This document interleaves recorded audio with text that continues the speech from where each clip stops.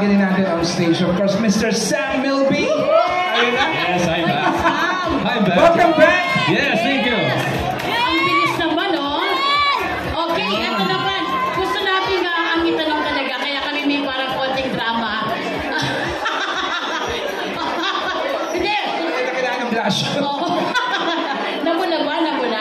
Yung sa trailer na rom-com, so ano ba yung in-expect namin doon na mangyayari tonight?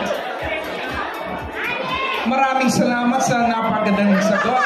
Yung biglahan, yung Alam mo pala, biglahan that's a doon. mind-boggling question. Of course, according to the writer.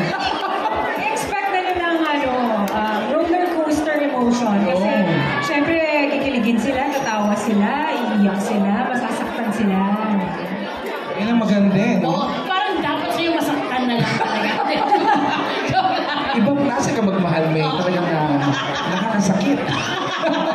Of course, ang gwapo mo. Salamat. Galing mo nag-aalaga sa akin. Oo, syempre. Of course. I love Actually, gusto ko natin kay Dennis. Ano bang maasa nating bagong TikTok?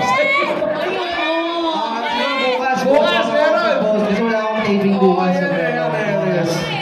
Eh, syempre, Dennis, ano bang role mo din dito? And then, syempre, kayo ni Jenny at Sam. Nakwento ni Sam kanina yung role niya, pero ikaw, Dennis, ano bang role mo dito? Ayun, role ko dito. May portray ko yung actor ni Dong. Isa siyang husband na rinding-rinding na siya sa asawa niya. Gusto niya natin pamigay sa iba. Grabe, ano? Yun lang ang masasabi ko.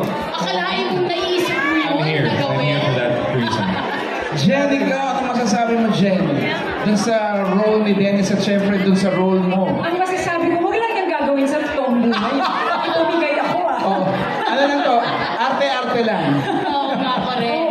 Okay. At guys, may we invite you for a photo op. Pero kasama po natin si Of Sir course. RJ And Mama Net. and Attorney Annette. Yan. Kasama po. Woohoo! And may we also invite Miss Grace Lee ng Glimmer. Yes, and of course, before that, Miss Jenalyn, congratulations. Uy,